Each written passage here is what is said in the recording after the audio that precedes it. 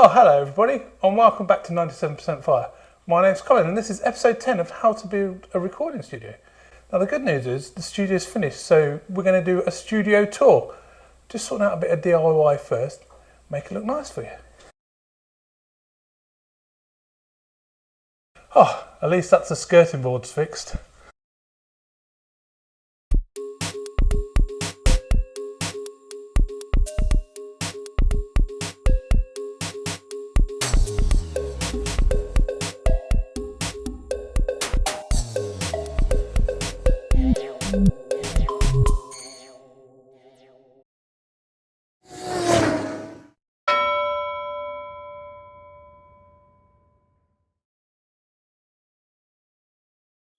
So here we are in the live room. What I'm going to do is an overview of the project. So what we've done, what's worked, what has changed from start to finish. If there's an element of the project that you would like to know more about, then the other 9 episodes will provide a more in-depth detail. So we started by emptying the room, as you can see here.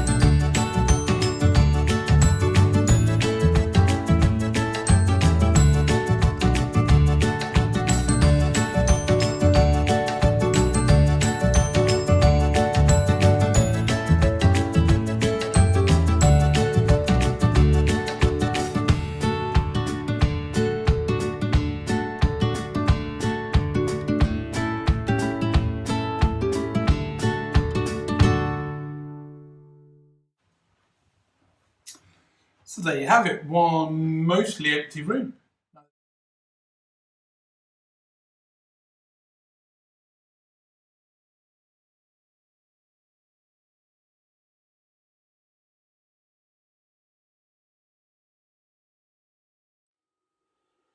Once the room was emptied, we put this tape on the floor. That was a reference point, and then we set up a couple of noise tests. One of them was the RT60 test, and one of them was an impulse response of the room, so we could calculate where the problem frequencies, if any, were going to be. And one of the things we discovered was that big glass doors like these are not great for soundproofing. Excuse the noise, the whirring. I've got the PA on for demonstration purposes. So we popped to the garage and we made some acoustic treatment. So this is a movable panel. There's one there. There's another one there, which is a doorway to outside, and there's another one there, which is a window leading to outside. Now these were installed, and then we repeated the acoustic tests to find out how much better the room sounded. But one improvement I would make is, originally I was going to fit the panels over these doors. Now it's a bit tricky because there's an alarm sensor, there's cupboards here, and also if the door opens, there's not a lot of room behind it for the panel. So I built the mobile panel on wheels here, which we can also use as a vocal booth. But the issue that I've been having is, if I do overhead recordings on the drums, the microphone sits around here. And every time I move the panel, I knock the microphone. So I need to either make new panels that fit to the doors, or change my microphone solution. Maybe I could hang something from the ceiling, because from my overheads, it's not particularly going to move. Anyway, this slides in really easily. like so. And we can control everything in this room via this remote screen. Wobbly cam again, I'm afraid. There we go. There we can see the acoustic panel fits nicely over the door. Now, as part of the original setup, we did actually measure the room and look at the golden ratios to find out if this, and indeed the control room next door, would be useful as a recording space. Whilst making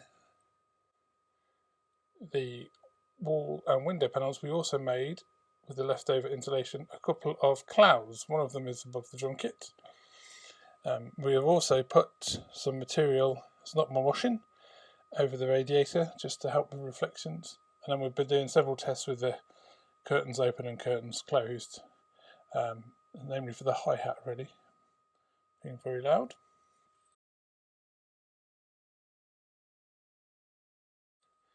The next stage was to, mind your eyes, install the sun.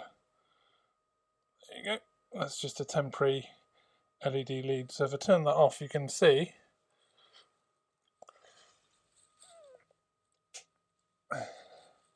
everything's a bit dark and dingy because these are excellent at keeping out the light.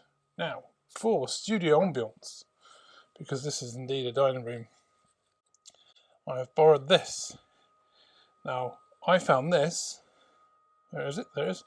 I found this in my son's bedroom, but I'm sure they're available on Jeff's online shop as well. Now, what that does is turn I don't know if it's going to pick up on camera, turn a rather boring dining room into quite a cool recording space. So that's much better if you're actually tracking something and you want a bit of vibe. Well, that's how we do it. Right, let's put the lights back on so you can see stuff. So once the acoustic panels were installed, we then started installing the cabling. So we have two snakes. One is there. One is there, and they go through the hole in the wall there into the control room. And once that was done, every piece of equipment in turn was looked at and then optimized for the best possible performance within the limitations of the space we have and the things that we own. For example,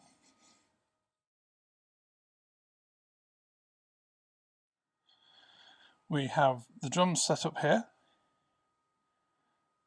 with various mic configurations. Now, once this was set up, we carried out loads of different tests. And if you have a look on the repeater screen here, you can see that we have been going through different settings of, this is the kick drum in, different settings of EQ, bass, compression, gates, all that sort of stuff. Now that has been saved as a template. It's also been put into a mute folder, so you can come in and just press one mute group, depending the thing. So if you want to record the drums, you press mute group 1, and everything else is muted except for the drums. If you want to do the guitar, you press 3, all the drums are muted, and so on.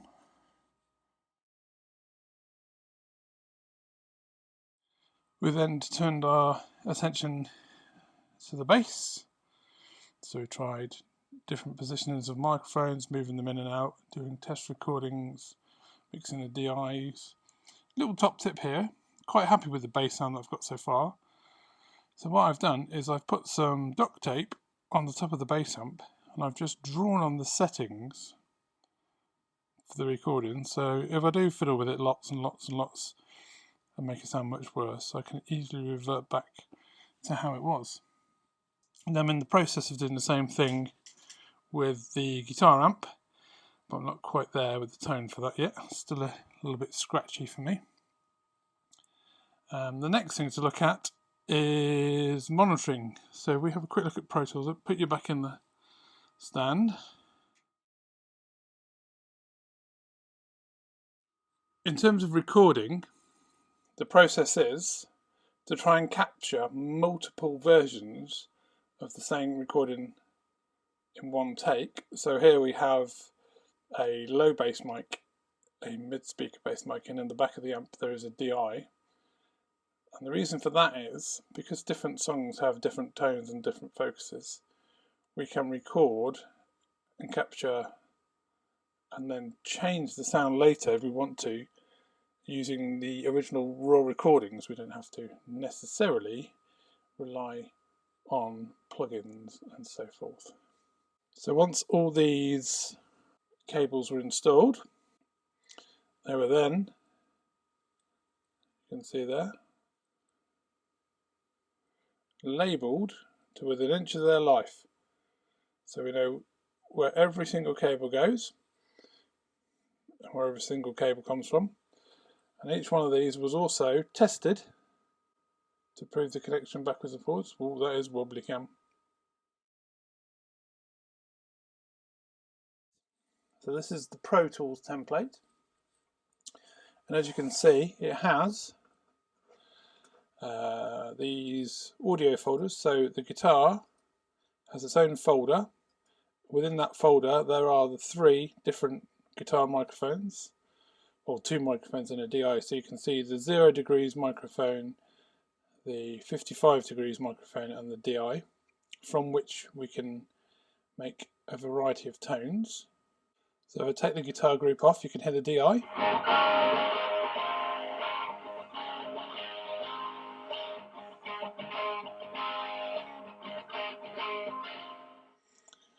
Okay, so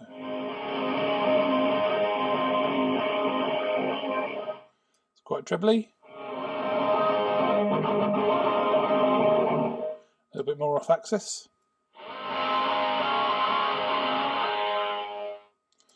And then from there we can actually build.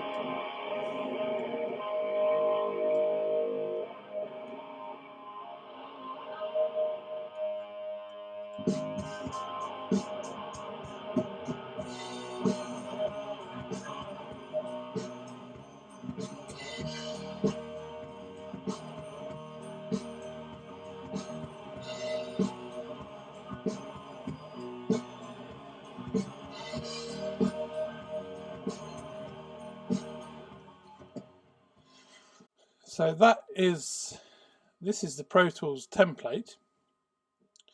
And what the Pro Tools template does is mirror the digital mixing desk template. So you can see it doesn't really scale onto the screen perfectly, but it says acoustic high, acoustic low, acoustic DI, and so on. And then we have our drums, and then we have our bass. And you can see we have got an EQ setting for each instrument, and then that is saved as a preset, so channel presets, and you can have users there, for example. So when we're happy with a setting, the whole lot is then set as a template. We are on version 10 so far. So version 1 will be drums, dry recording. Version 2 will be guitar scratch track, and so on and so forth.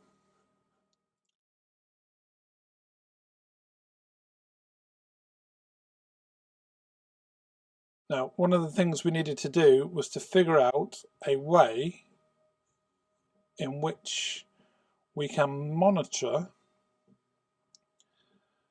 the tracks as we build up the layers, recording one thing at a time. Now, to do this, what I've done is created 5 different headphone mixes. Now, I call these Cleanfeed, or sometimes it's called Mix Minus. And because I haven't got a fancy headphone monitoring system, I'm sending an output out of number 3 and 4 on the digital mixing desk, which comes in here onto the PA system. And I can fade up one of these faders depending on the thing I'm playing. So if I'm playing the drums, I would fade up this. It's got a bespoke mix note. And I should demonstrate that. Let's go to the mixing desk. So if I put the master fader up,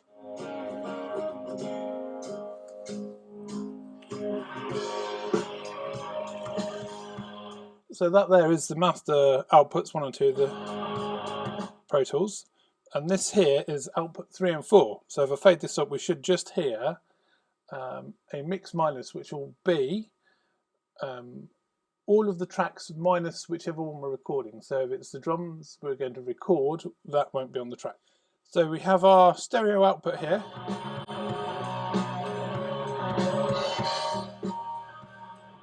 So that is your Pro Tools 1 and 2.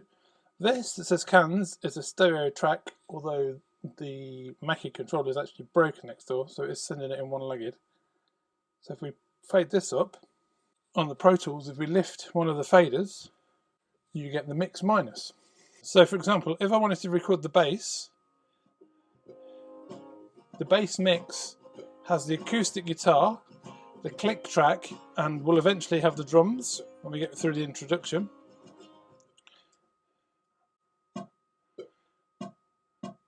Here's the drums. 4.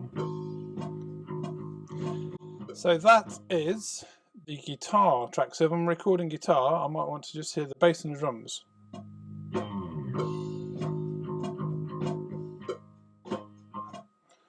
If I'm recording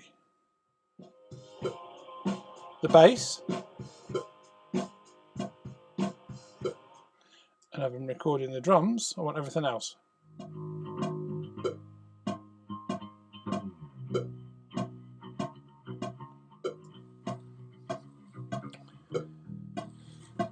We go back to the desk.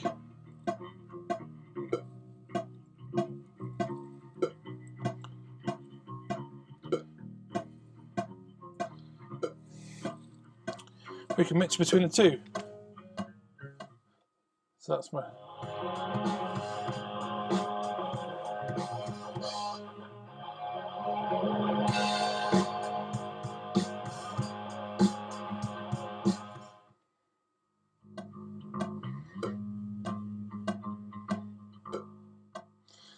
There you go. So that's how we do Cleanfeed monitor recording.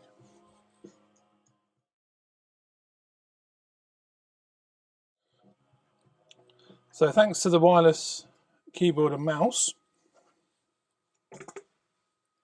as you can see here, we can control the whole of the studio from the comfort of our drum throne. Now, this is a really cool little Pro Tools screen, and it's really hard to find. Now, to get these Pro Tools tabs, what I found is I need to turn on the screen that you're looking at, which is the repeater screen first.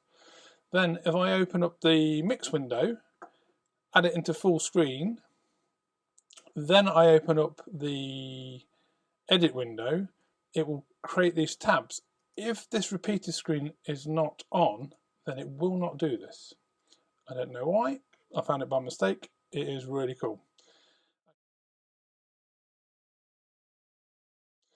Okay, so this is our track.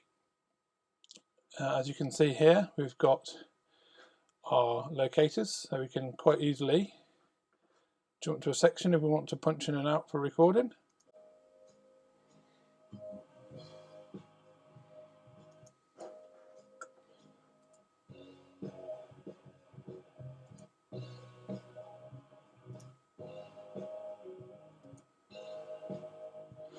Okay. And then we can see the progress as we go along. Okay, so here's an overview of how I made the scratch track. I start off by playing the acoustic guitar that you can hear standing on the X. I played the bass guitar next door through this amp, remotely via the attached cables. The actual song guide here is called 21, that's the first track, so you can see where the guide track, then the bass and the drums and so on. The drums were recorded sitting here and using the remote keyboard and mouse to control Pro Tools from here. I'll just turn this down a sec.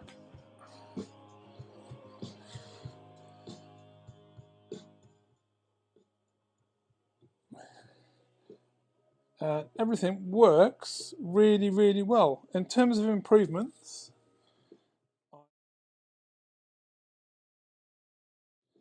I need to find a better solution to the overhead microphones, as I mentioned earlier. Either maybe hanging something from the cloud or getting a second XY clip, although the space pair did sound better, it's just there isn't really room for it.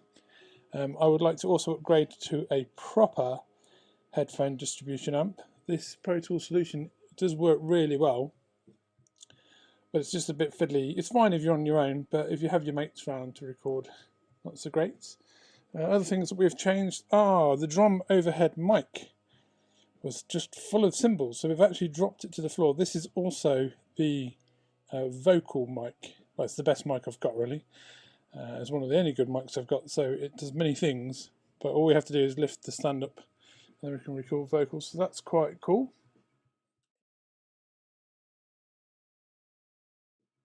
In terms of actually just using the room, because it is quite small, the key is to be sort of organised and tidy. So we have got storage bins. My wife makes fun of me for my labelling, but there we go, jack and patch HLR cables, TRS cables, everything that you need. This is Guitar World. I haven't actually connected this up just yet because the last microphone I have is the SM57 is in the way of the acoustic panels, so I'd need to sort out a better solution or get a different stand, maybe a stand that connects to the desk. I do actually have one of those over there, so I might be able to adapt that later, get it out of the way. These are all my toys, sound toys. Some of them belong to the kids when they're little. That's my son's first rattle. That's quite nice to keep for effects. You could buy some flutterphones there in the online store, £1,000 each. And assorted hard drives with projects on. And over here we have the PA, which we're only really using to make some sound for this video. I will put a better version of the demo track from Pro Tools at the end of the episode. In here, this is the mic locker. BBC made Vale Studio 3, it is not. And then down here we have bits and bobs, so we have guitar bits, bass bits, drum bits, spare strings, and so on.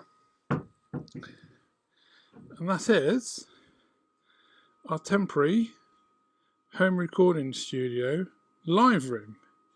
I'm really pleased with it and hoping the wife does not want this room back for Christmas dinner, and we can actually keep it here for a bit longer.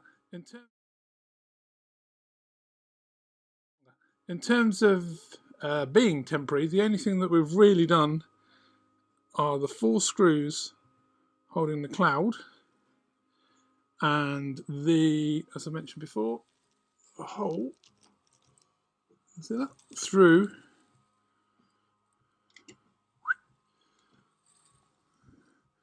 the hole through to next door for the cables. Other than that, we could just put everything back in a box and be ready to go. So just before we bought this house, we actually rented it, and that is the reason why all the musical equipment was put in here. It was actually put in here just for storage, because we were renting, we weren't actually allowed to do anything to the house. But now I think it's actually quite a cool idea. Right, let's go on to the control room.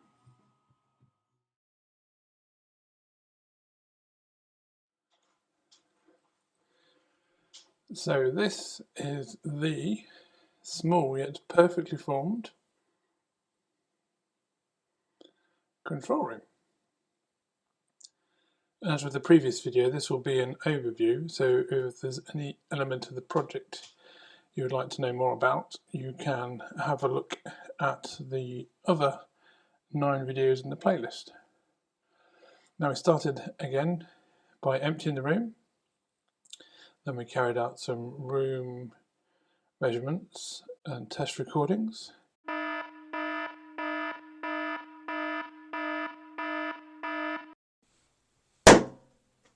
Measurement completed. Then we started installing the equipment.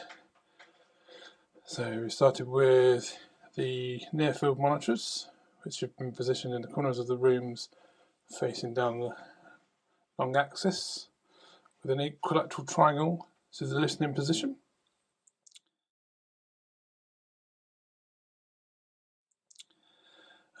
Next we had a look at reflections, flutter echo and stuff, and we have installed some acoustic treatment on the walls. We have also installed the cloud that we built, and also some spare carpet tiles on the desk just to aid with reflections.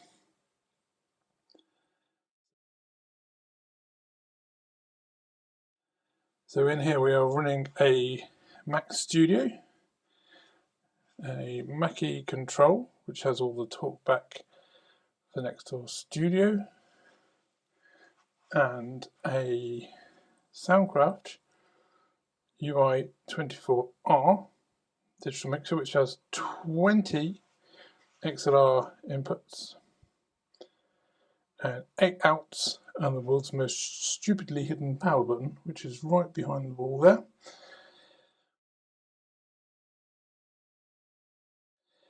We have also installed a power distribution rack, so we can separate the power and the audio, so all the audio cables go along the floor and then the power is tucked up behind the desk. And because we only have 3 sockets, we've spaced out the loading, so things like USB hubs which don't take much power are grouped with things like speaker power amps which take lots.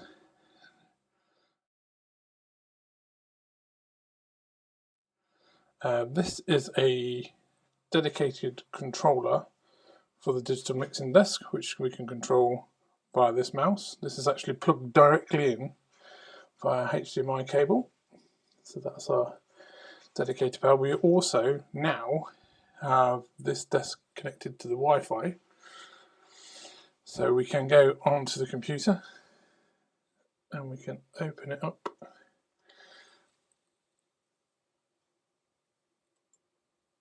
on the computer as well. This is very handy.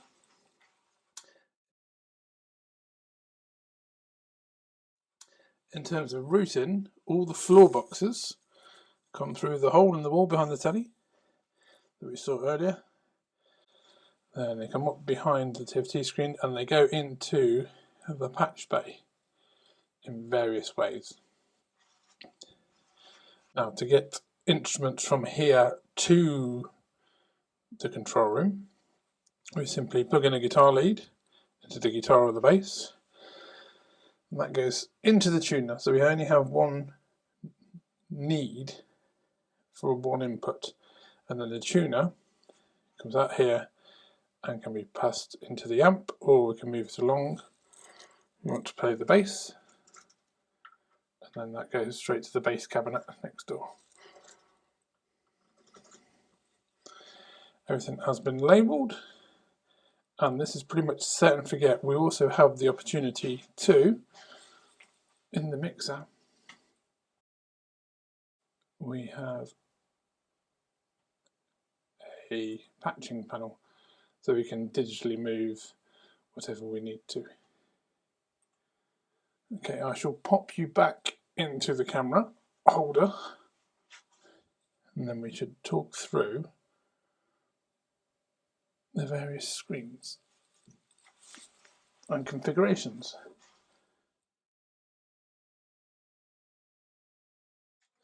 So the first thing to mention is, after we had completed all the room acoustic treatment, we used the Sound Reference ID software, because we know that this room is not ideal as a mixing and mastering space. So we've had to do some room correction. We've also enabled room correction for the Sennheiser headphones, so the 201s. So they are indeed cheap and cheerful, but it'll give us a more accurate representation of what we're doing. This is of course for tracking. This is not designed to be necessarily a mixing or mastering studio.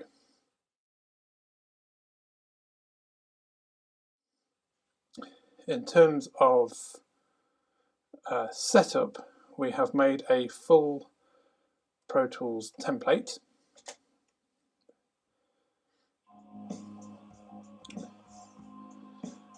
And the template goes from reference track at the top, and then basic scratch tracks, and then we have the audio folders that we talked about earlier. So there's the acoustic guitar folder, and then the drums folder, keep going straight on, and then the bass folder. This is mirrored in the template for the digital mixing desk. So we have exactly the same thing here. So we have guitars, drums, bass, electric guitars, and so on. These are also put into groups, so we can click one button to arm or disarm whichever item we're trying to record, as we're generally recording one person recording one thing at once, as opposed to a whole band. Although we could in theory do a whole band, the headphone mixes might be a bit tricky. So in terms of, stop that for a sec, in terms of templates, we have made memory locators. These will change of course with each song, but they're there, bass, chorus, verse, so they can be moved around. And because it's difficult to play, record and critically listen at the same time, the process that I have come up with that seems to work is, for example, we look at the guitars. I have recorded the guitars in flat, and then when I play the guitars back, so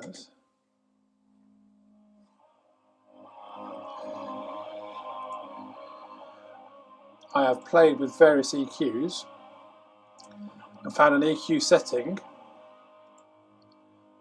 that I like, or I'm getting to like, not entirely happy with it yet.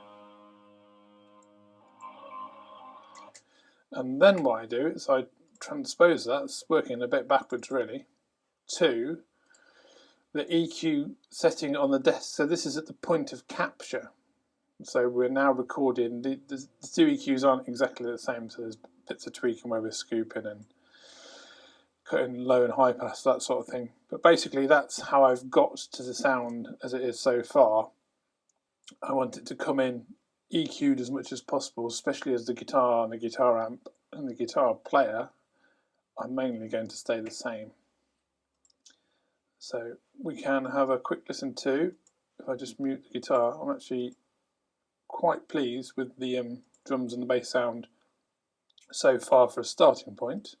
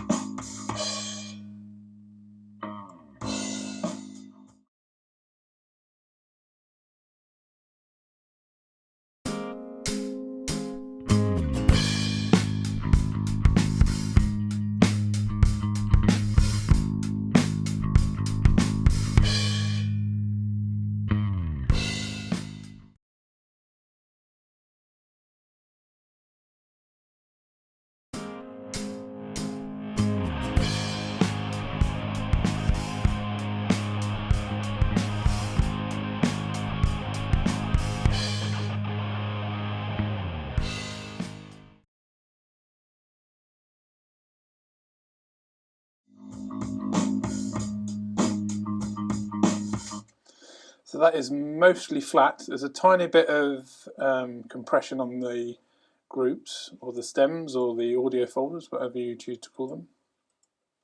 So it will probably be that I run, once I've sorted out all the settings and I've done lots more takes. This is a work in progress. It will probably be that I have an SSL style fader on each master channel or each audio track. So the group will go through this ultimately. It'll be processed at the point of recording, and then this will just be for fine tuning and tweaks.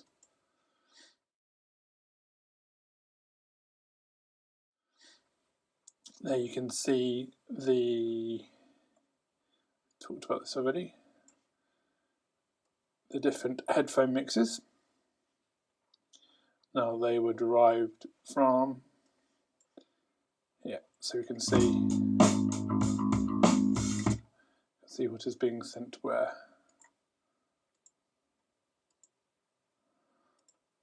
So if I open all those up, you can see the thing that is bypassed is the thing that is that channel. So this will be the vocal channel, so we've bypassed the vocals. This will be the drum channel because we've bypassed the drums. Now, I have a sign on somewhere. Mute off.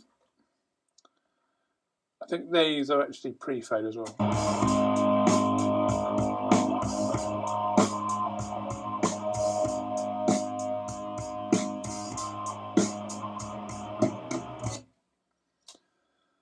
And there you can go.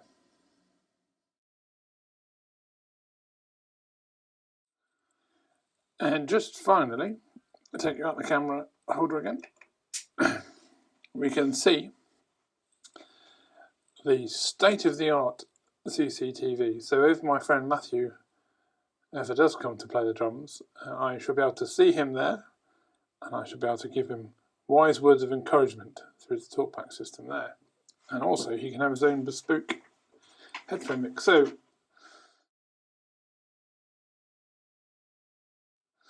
this is the listening position. You can see it's quite nicely set up in terms of reflection. In terms of improvements for this wall, it would be nice to maybe build another acoustic plug to go into that window. And also it'd be nice to make the room a lot bigger, but that is not really feasible at the moment.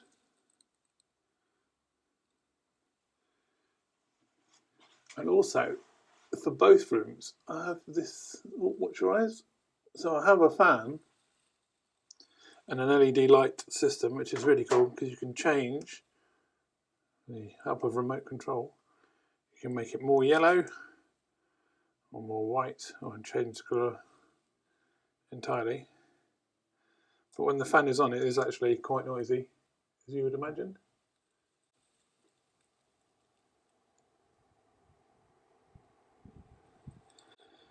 So it'd be nice to work out some sort of solution for fresh air in both rooms. That is indeed quiet.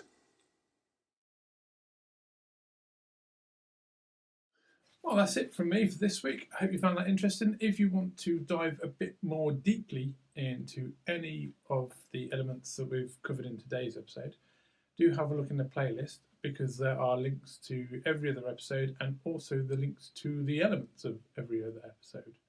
So if you wanted to know how to mic up a guitar, or how to measure a room, or how to build an acoustic panel, or how to fly a drone, then all the information's there. All the audio that was recorded during the process, all the test recordings, are available for free to download and listen to on the website. On the next episode, I might do something a little bit different. I might explain how I made the theme tune, which is indeed completely original in every way, including the creation of the sounds. So that might be quite fun. Until then, thanks for watching.